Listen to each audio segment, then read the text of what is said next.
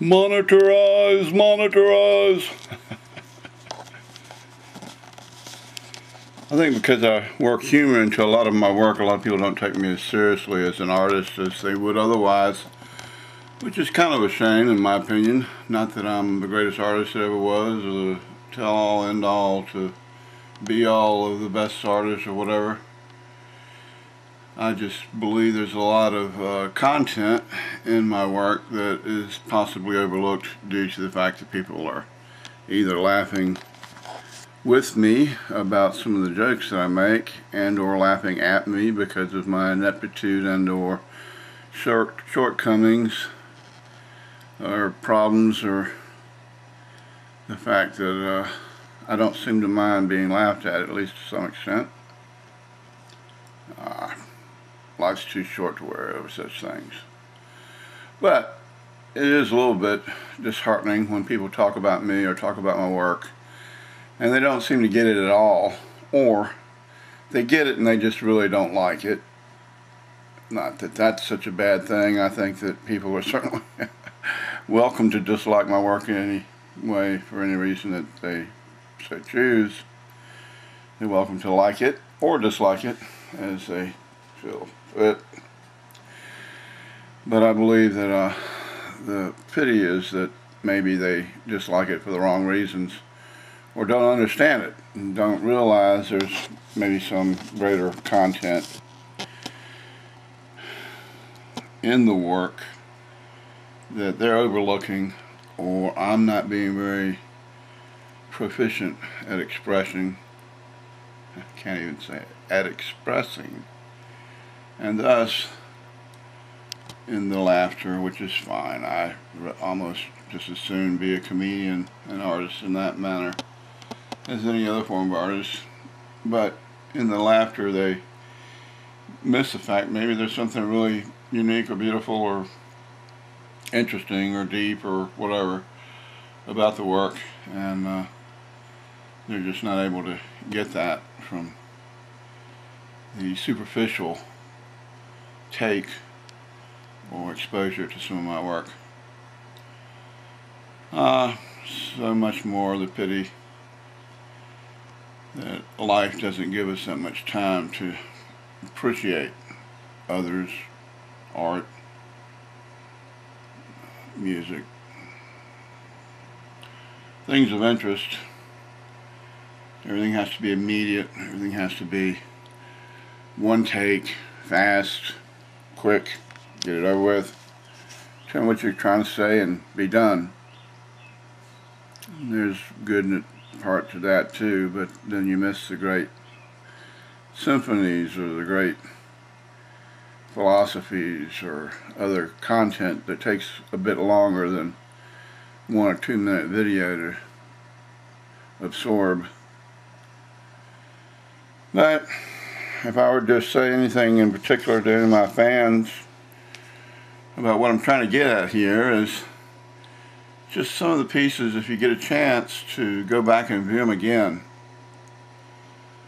you might find there's more to it than just your initial reaction.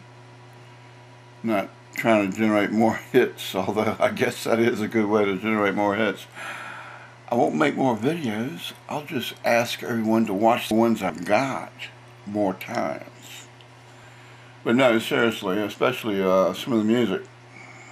Some of it's very serious, and I don't think that comes off because maybe I'm not as good a musician or I'm not as technically proficient as some people.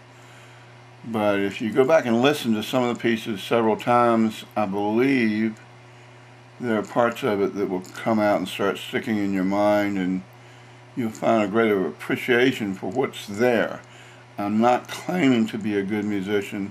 I'm not claiming to be able to play lead notes or in a key or a rhythm or specific style or whatever very proficiently or any better than anyone else in any way particularly unique, except that some of it is very unique. Some of it is just different. You don't hear anybody else play the way I play. Nobody. There's nobody else. Well, okay.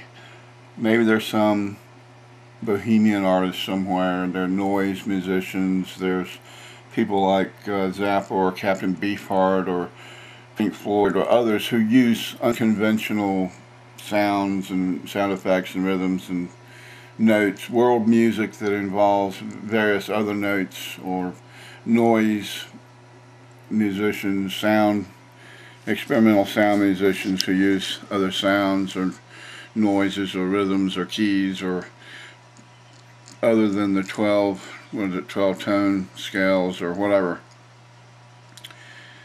I'm aware of a lot of these other kind of art acts. Yoko Ono, or some of the Beatles stuff was very experimental. John Cage, major artist, very experimental, prepared piano and various electronic music's very experimental. And I'm not claiming to be particularly good in those areas either. It's just that I believe my music falls into a lot of that kind of a genre rather than rock and roll.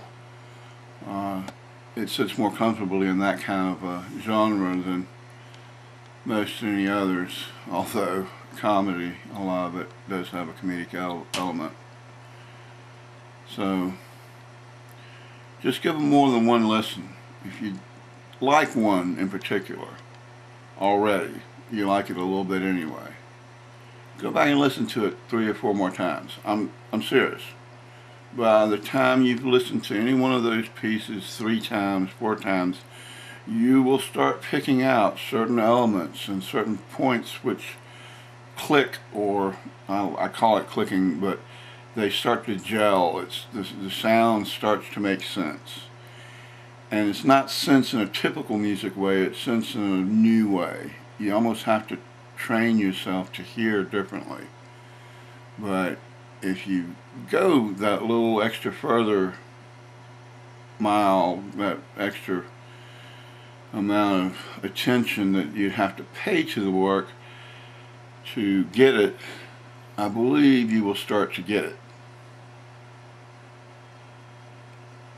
And that's important to me. I want people to get it. I want you to understand what I'm doing and why I'm doing it, and that there is a sense to it that's not just for laughs.